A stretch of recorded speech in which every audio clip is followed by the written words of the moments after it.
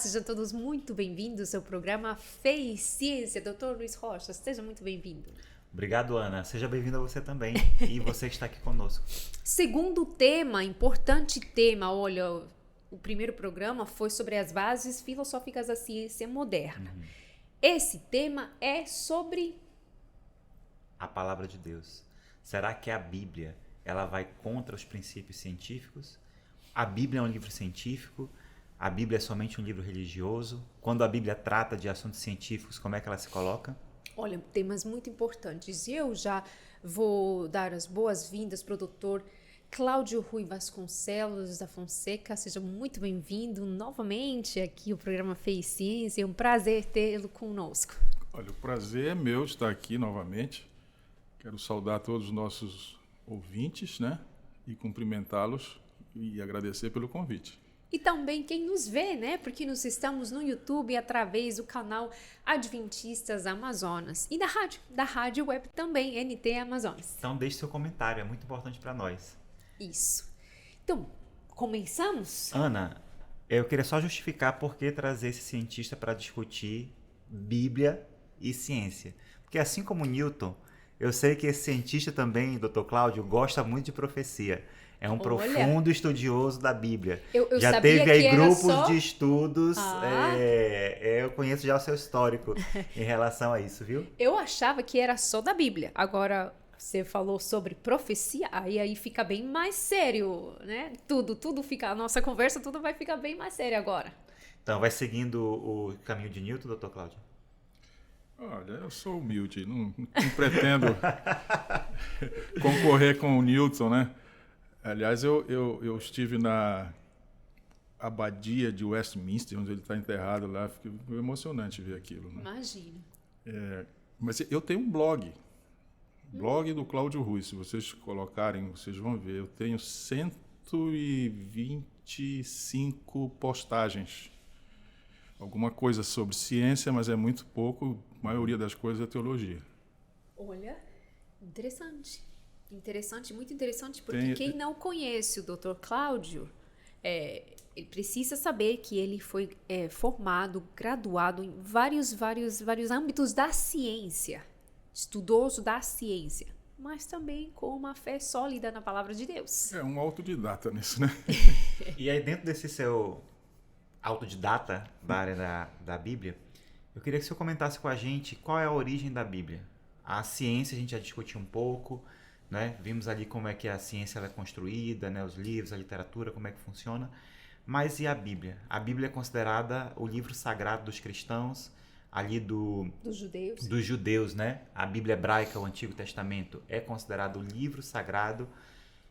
Por que acreditar na Bíblia? Qual é a origem dela? Muitos dizem que é um livro de origem humana, né? Sociedades no passado escreveram ali com o objetivo até mesmo de manipular pessoas. E ali tem histórias, é puramente humano. Qual é a origem da Bíblia, doutor? Bom, antes de eu dizer qual é a origem da Bíblia, eu vou lhe dizer, vou repetir, que eu já disse no primeiro programa, não há como você entender as origens e nem o futuro através de qualquer outro livro. Só a Bíblia fala do que aconteceu antes da nossa história, tudo que nós conhecemos, tudo que nós grafamos, está grafado. Mas o que nós não vimos, não tem nenhum livro humano que nos conte isso, apenas a Bíblia. As origens é a Bíblia, não tem outro livro explicando isso. Por isso é importante. E o futuro também não tem nenhum livro falando sobre isso. Tudo que a gente sabe é que a Terra pode ter um fim. E é indiscutível, né, que a Bíblia é o livro mais lido no mundo. Os cientistas sabem que o Sol pode apagar. Eles dizem até que tem um tempo de duração, etc. e tal, né? Alguns daqui a alguns bilhões de anos. Alguns bilhões de anos. Mas a Bíblia diz que o futuro é outro, não esse que a gente especula. Então, se você não tem nenhum livro de estudo, de grafia humana que te conte as origens, que te conte o futuro, de onde vem isto? E é interessante que quando ela faz o que você está comentando aqui, né, falar sobre o futuro, né, sobre o passado, o que aconteceu, fora ao longo da história, né, que a gente vai comentar um pouquinho mais para frente. Ela o faz com muita convicção. Então não é suposições, né? Não é talvez, ela faz afirmando de fato, né? Com uma certeza. Exatamente. E isso aí é que é a parte científica da Bíblia. Um cientista, para dizer que tal coisa, ele teve que observar aquilo se repetindo várias vezes. E a Bíblia nos dá. A Bíblia não trata de assuntos científicos, ela trata das causas e dos efeitos muito mais do ponto de vista moral do que do ponto de vista físico, mas ela também trata de causas e efeitos do ponto de vista físico. Certo. Né? Ou seja, não é um livro de ciência, mas fala de ciência. Fala de ciência. Ela, na verdade, é um livro de ciência. Né? Porque eu não sei se vocês perceberam que muita coisa da Bíblia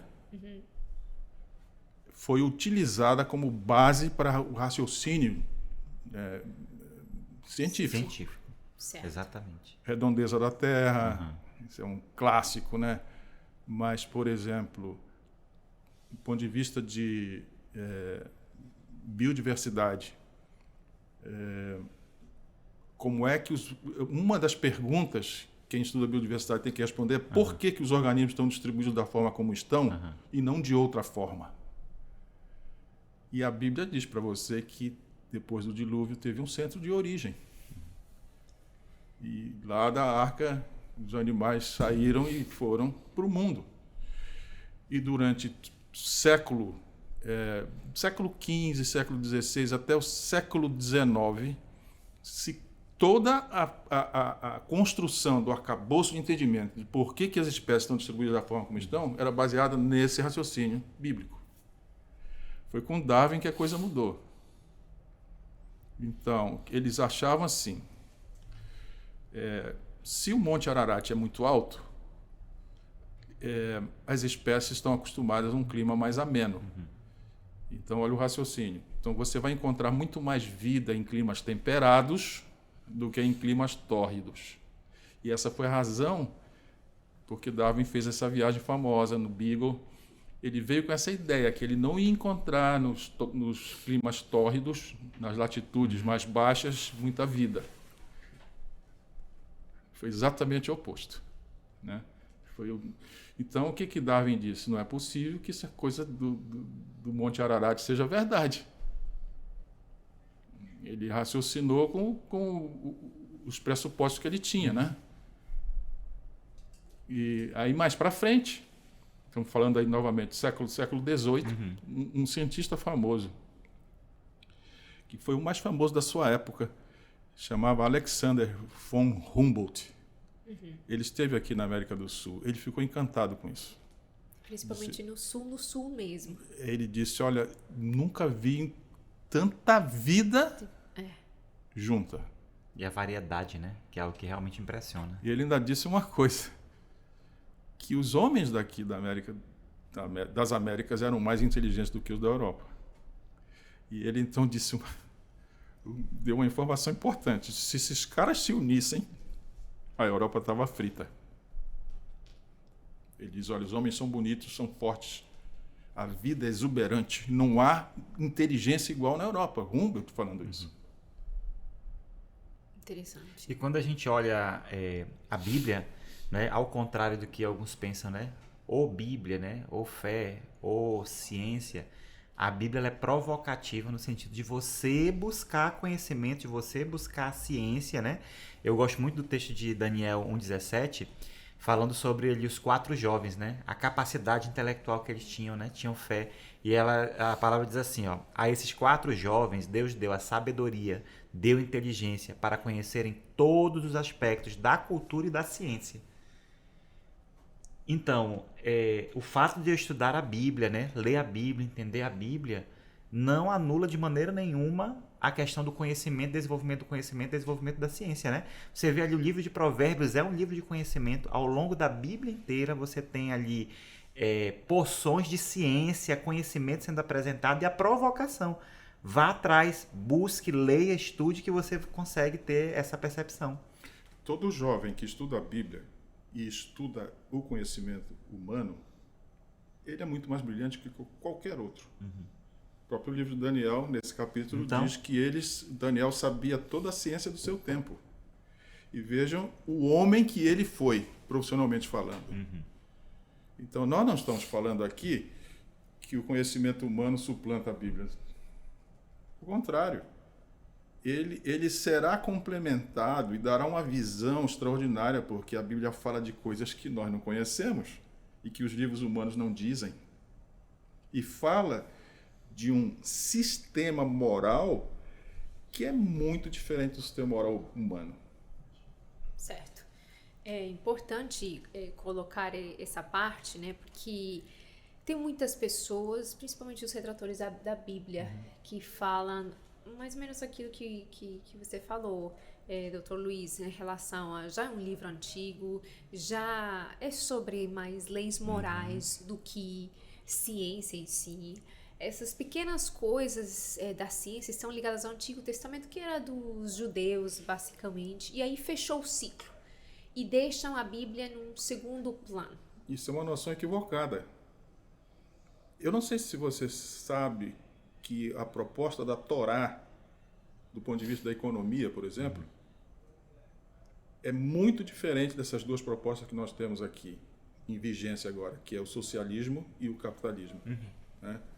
Ela tem uma terceira via, que é ninguém é dono de nada, mas todos têm usufruto. Esse é o sistema mais perfeito nós estamos falando de ciência econômica. E que funcionou muito bem quando foi aplicado, né? No Egito. Foi. Como é que a gente sabe que funcionou no Egito? Porque quando morreu Jacó, que era um homem estrangeiro, embora fosse pai do governador, o Egito pranteou 60 dias. Né? E José compra todos os bens, compra as pessoas, e as pessoas estavam felizes. Então você tem uma ciência econômica que está na Bíblia e que não é aplicável. E ninguém aplica. Quer dizer, não é aplicável, não. Ela não é utilizada. Né?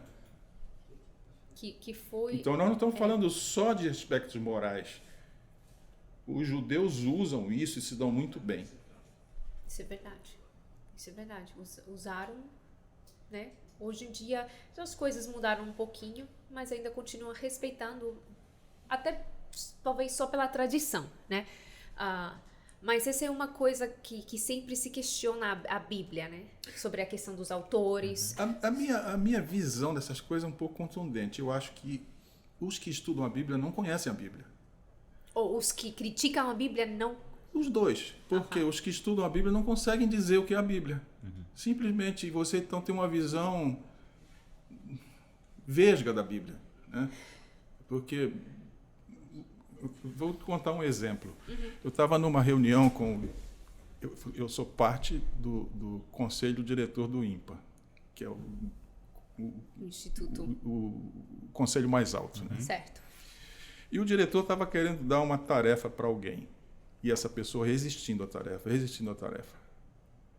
Eu pedi a palavra, porque eu fiquei agoniado com aquilo, e disse, olha, dá licença, eu vou contar uma história para vocês. Aí contei a história do profeta Jonas. Disse, olha, o cara, Deus deu uma ordem, ele não quis fazer. Não foi. Ele não foi. Ele tomou um navio errado, ele foi jogado no mar, foi engolido pelo peixe, e Deus disse, você vai fazer isso. A pergunta é, por que Deus queria aquele sujeito? Não tinham outros. O que resultou daquilo? Ele vai, em 3 dias, converte 120 mil pessoas. Quem é que tinha, naquele tempo, um poder de persuasão maior do que esse homem? Tinha que ser ele para aquilo. Aí eu contei essa história e me calei. E a pessoa que estava resistindo disse, eu entendi. Eu sou o Jonas dessa história. Então, é você, né? O senhor está citando um dos exemplos, né, dos vários que a gente tem na Bíblia, onde de fato fala que é a palavra de Deus. Né? O senhor disse que às vezes quem estuda a Bíblia não entende o que é a Bíblia. Eu acho que falta essa percepção. Falta. O diretor virou para mim e disse, rapaz, ninguém lê a Bíblia como você. Então, nós, quando estamos falando da Bíblia, não temos inteligência para explicar a Bíblia. Mas ela é um livro... Que ela se explica por si só. fantástico. Uma das coisas em relação à Bíblia que me deixa sempre com novas, como que eu falo? Novas perguntas, talvez, é o livro de Jó, que muitos já devem ter se perguntado. Tem várias verdades científicas dentro desse livro só. Mas quando está mais perto do final do livro, né, quem quer acompanhar o livro, por favor, leia aí o livro de Jó, é muito importante, muito rico, uma história fantástica de superação. E não só por isso, mas também por conta das verdades, que quando Deus fala, ou responde, no caso Jó, fala com uma autoridade que você só vê lá mais pra frente. Essa voz, essa autoridade de falar as coisas como quem sabe, como quem criou. Você sente isso na hora de ler a Bíblia em diferentes... Sim, o livro de Jó é uma coisa muito especial mesmo. São umas 40 ou mais perguntas que Deus faz para Jó. Eu tive a pachorra de escrever todas elas. A primeira pergunta que Deus faz para Jó é... Porque Jó achava que ele tinha muito conhecimento. Ele mostra isso no diálogo que ele tem com os amigos. Ele tem muito conhecimento. Ele diz, se Deus me desse a oportunidade, eu iria dialogar com ele e ia mostrar a minha lógica. E Deus faz uma primeira pergunta para ele. O que você sabe dos fundamentos da terra? Deus age como um professor. Um professor eu acho que não responde, ele faz pergunta. Quando o aluno tem que responder a pergunta que o professor fez. Se ele responde, o professor faz outra pergunta. E ele vai fazendo pergunta porque é com esta metodologia que você consegue construir a sua verdade. Na medida que você vai respondendo as perguntas. Essa foi a metodologia que Jesus usou. Exatamente. Também. Então, com Jó, Deus usa essa metodologia. Tu já é muito sabido, Jó, então me responde... O que você entende dos fundamentos da terra? E aquilo está tudo no primeiro capítulo de Gênesis. Abre um parênteses aqui. Dizem os teólogos hebraicos que se você perder a Bíblia toda, mas conservar Gênesis, tá bem, não perdeu nada. Se você perder todo o livro de Gênesis e conservar o capítulo 1, não também perdeu nada. E aí eu já lhe falo o seguinte, eu amo o livro de Gênesis. No livro de Gênesis nós temos todas as doutrinas bíblicas encerradas ali. Todas estão ali. E se você perder todo o capítulo 1 menos o verso 1, você não perdeu nada. Então está tudo ali. O fundamento da terra está no versículo 1, 2 e 3. Estão ali. Ele, no primeiro dia, ele cria o quê? A luz. Se você vai na Bíblia entender o que é isto, porque o sol foi no quarto dia, então nós não estamos falando de uma fonte luminosa, nós estamos falando de luz no sentido mais profundo da filosofia bíblica. E do conhecimento. Luz é um sistema que o apóstolo João descreve. Todo aquele que diz que está na luz, mas odeia o seu irmão, está em trevas. Isso mesmo. Esse é o sistema da cooperação que eu tinha falado ali, no início. No outro programa, inclusive. Certo. Então, o que Deus coloca no primeiro dia foi o sistema dele, igualzinho um computador, que precisa ter o sistema operacional para poder funcionar. Se você não tiver isso, todo comando que você der não vai entender. É a estrutura básica. Estrutura básica. Deus pergunta para Jó, você entende o meu sistema, Jó? O que você sabe disso? Aí ele começa a dizer, o que você entende? Eu fiz o mar. O que você entende dos limites que há no mar? Se você não entende os princípios, os fundamentos da terra. Porque isso tudo vem por causa desses fundamentos. Se você olhar bem a criação, Deus faz os domínios. Esses domínios foram feitos para cooperar com o que iria povoar esses domínios. Então, todo o sistema inicial começa a ser utilizado. Primeiro ele separa as águas, depois separa a porção seca da porção molhada, sim, e ele vai, então, povoando esses domínios. E tudo isso é um sistema enorme de cooperação que Jó não entendia. Ele apresenta ali, né? Se você prestar atenção, o livro de Jó termina assim. Quando Jó começa a orar pelos seus amigos, a sorte dele muda. Totalmente. Absurdamente. Radicalmente, praticamente. E no outro bloco, né? A gente estamos aqui discutindo o livro de Jó, mas o senhor também começou falando sobre um princípio clássico, que é a redondeza da terra, que é apresentado ali no livro de Isaías, né? Séculos antes, cerca de 7 séculos antes de Jesus. Aí a gente vem para o livro de Jó, que é um livro cheio de perguntas e respostas também. Vai ser impossível a gente discutir aqui todos os temas, né? Mas o livro de Jó, ele traz um princípio que o Senhor colocou no nosso outro programa, que é a questão das leis. O Jó, capítulo 38, 33, Deus, né, falando com ele, diz assim: sabes tu as ordenanças dos céus, podes estabelecer a sua influência sobre a terra. Então, assim, ordenanças dos céus, né? Isso remonta à questão da lei. Jeremias 33, 25, é isso que eu quero ler aqui com vocês, esse texto, que fala sobre isso também, diz assim, ó: assim diz o Senhor, se a minha aliança com o dia e com a noite não permanecesse, e eu não mantiver as leis fixas dos céus e da terra. Então, no momento em que as sociedades ao redor, as culturas ao redor, acreditavam que as brigas dos deuses era quem comandava esse planeta, né? O deus da chuva, o deus do sol, e quando eles brigavam, isso acontecia. A vontade dos deuses, de forma aleatória, ia conduzindo a terra. Deus, na sua palavra, já dizia que toda a natureza ela é regida por leis. A gente vê no livro de Jó. Eu achei muito interessante, muito forte aqui no livro de Jeremias, né? Ele diz assim, ó: manteve, né? Se eu não mantiver as leis fixas, quer dizer, o que o senhor entende por leis fixas? O que são leis fixas? E o que é isso que Deus está querendo falar aqui? Já séculos antes de Jesus, do que a ciência moderna considera como os seus princípios. Outro dia alguém discutindo comigo, eu sou professor de uma classe da Escola Sabatina, e alguém discutindo comigo disse alguma coisa lá e eu disse: meu amigo, guarde suas palavras, porque eu vou lhe dizer uma coisa. Você sabe o que quer dizer céu dos céus? Deus é o governador do céu dos céus. Você sabe o que é isso? Você sabe dizer o que isso significa? A pessoa disse: não sei.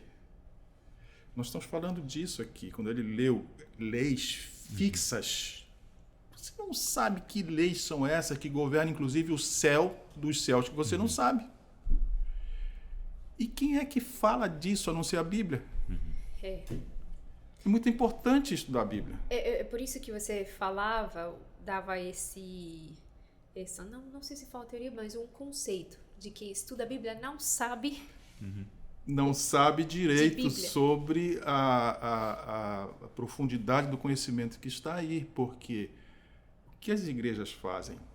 Falando de igreja de um modo geral, né? Leem a Bíblia muito superficialmente e ainda com uma conotação mística infernal, isso mesmo. Que você não consegue colocar aqueles conceitos na tua vida prática. Que é pior ainda. E isso desalenta muitas pessoas. Pessoas entram e saem dessas religiões. Vazias. Porque são vazias.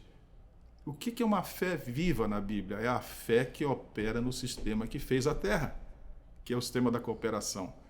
Você vai de glória em glória, você vai melhorando o seu caráter, cada vez que você vai compreendendo mais como é que o sistema funciona. Como é que o sistema funciona e como é que você, um elemento desse sistema, age. Essa coisa na Bíblia precisa ser vista. Só que isso não é discutido, embora eu lhe digo que as lições da escola sabatina aprofundam Com isso. certeza. Só que nas igrejas você tem quanto tempo para estudar uma lição de escola sabatina? 20, 30 minutos. O que você faz com isso? Só para contextualizar essa parte de escola sabatina, né? Quem é membro da Igreja Adventista do Sétimo Dia participa ativamente de uma escolinha dentro, no sábado de manhã, seja logo no começo, né, do serviço de adoração, ou talvez meio que na metade para o final. Que são grupos pequenos, né, que se reúnem e estudam uma porção na Bíblia no mundo todo. E Eu No esqueci mundo que eu estou todo. falando para mais pessoas que não são só os adventistas. No mundo todo, No mundo estudando o mesmo tema e há a mais mesma de lição. 60 anos.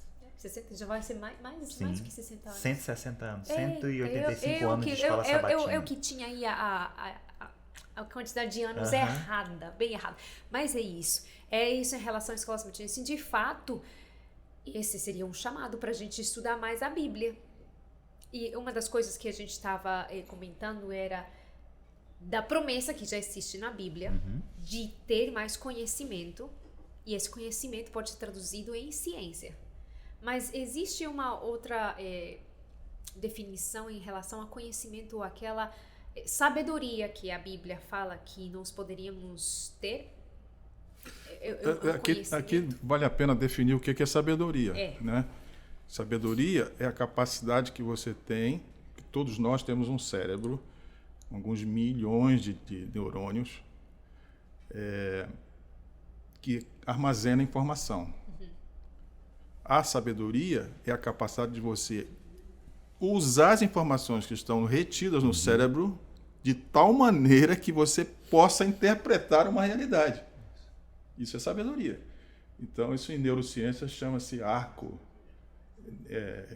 reflexo. O conhecimento está espalhado nos neurônios. Então, você consegue pensar parte aqui, parte aqui, parte aqui, e forma um arco que vai te dar uma noção do que você está visualizando. Isso. E orienta a tomada de decisão. Orienta Que é no a tomada de final, né? decisão. Você avalia, né? Junto o seu conhecimento, concatena ali as ideias, né? Integra tudo aquilo dali. Aí tem a avaliação e a tomada de decisão. E a sabedoria está justamente aí, né? Que decisão vou tomar diante Utilizar disso? essa Exatamente. informação para você resolver os seus problemas. Isso é sabedoria. Né? E isso a ciência usa. Né? Você usa o conhecimento para resolver os problemas. Certo. Né? Se você tem a sabedoria humana e você tem a sabedoria de um livro que não é humano, você vai ser um monstro. Né? Do conhecimento. No sentido de você saber utilizar as coisas com propriedade. É nesse sentido que eu estou dizendo que os que estudam a Bíblia muitas vezes não se aprofundam nela e, portanto, não sabem do que a Bíblia fala. Né? Não sabem aplicar o que a Bíblia está ensinando, não sabem utilizar aquilo. Fica num plano místico. E, de um modo geral, as pessoas são assim. Né? Fica naquele plano místico. Eu estava estudando o livro de Isaías e descobri que a Terra vai terminar, vai ter um juízo final, e que a questão toda é muito mais complexa do que a gente normalmente diz. Jesus vai voltar. Vai acontecer um monte de coisas dentro da igreja. Todo sábado acontecem coisas que fazem parte desse juízo e a gente não sabe. Sabe, eu estou colecionando informações para criar uma sabedoria para esperar a volta de Jesus, porque não é uma coisa simples. Não. Né? A gente está vendo um movimento social e político no mundo. Há uma tendência de criar um governo central no mundo, que é a nova ordem política, e as pessoas... Isso é uma tentativa do inimigo de fazer uma contrafação à ordem que Deus deu lá na Torre de Babel. Vocês nunca mais vão se unir. E está na profecia de Daniel, os pés da estátua, que são o fim da história, não são unidos. Não é? Consegui. Mas o inimigo está dizendo, vocês vão ter que se unir. Então, essa sabedoria você precisa ter com você, para você não aderir a um troço desse, entendeu? Para você não com o seu gesto, com o seu comportamento, não cooperar com esse sistema do inimigo. Você precisa saber disso. A Bíblia é importantíssima.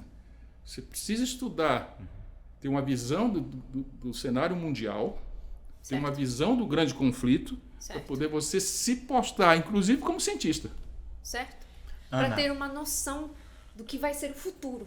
o que a gente está fazendo aqui é, na verdade, trazer uma provocação. São muitos temas, né? Você vê essa questão da Bíblia. A Bíblia e a ciência. Eu coloco aqui vários argumentos, né? Falando agora, relacionando até com a profecia, aquilo que a ciência, que a Bíblia e a ciência, onde elas convergem. Existe muito material desse assunto, livros bons, né, que você pode. A Casa Publicadora Brasileira traz diversos livros, como Em 6 Dias, né? Eu estou agora lendo Maravilhas da Criação, são mais de 50 fatos que ali apresenta, né, relacionando a Bíblia com a ciência. E esse programa, ele está vindo para te colocar o outro ponto de vista, para te provocar, para que você estude, para que você tenha argumentos e consiga ter uma fé racional, porque não é isso que a Bíblia pede da gente. Você está falando aí sobre essa questão de religiões que às vezes você entra e aquela apelação, na verdade, né, muito para o emocional, para o espiritualismo. Né? O espiritualismo, que não é a mesma coisa que espiritualidade, enquanto que a Bíblia e o nosso Deus, ele pede algo completamente diferente. É uma fé racional. Como é que Deus se comunica conosco? É a nossa mente com Ele, é a nossa mente com o Espírito. O chamado ficou bem claro para todos vocês. A gente volta semana que vem com mais aqui no programa Fé e Ciência. Dr. Cláudio, muito, muito, muito obrigada. Nós vamos chamar você muitas mais vezes, viu? Precisamos. Eu que agradeço. Sinceramente, eu tinha uma expectativa e acabou se cumprindo completamente a expectativa sobre esse momento. Vocês me deram o privilégio de participar do primeiro programa. Eu ganhei uma comenda no passado, mas essa comenda de hoje foi melhor do que a do ano passado. Muito obrigada, viu? E a vocês que acompanham, muito obrigado também. Obrigado pela companhia. companhia. Sim. E continuam, obviamente, com a Rádio NT Amazonas e sempre acompanhando o conteúdo que está no canal de YouTube. Até a próxima!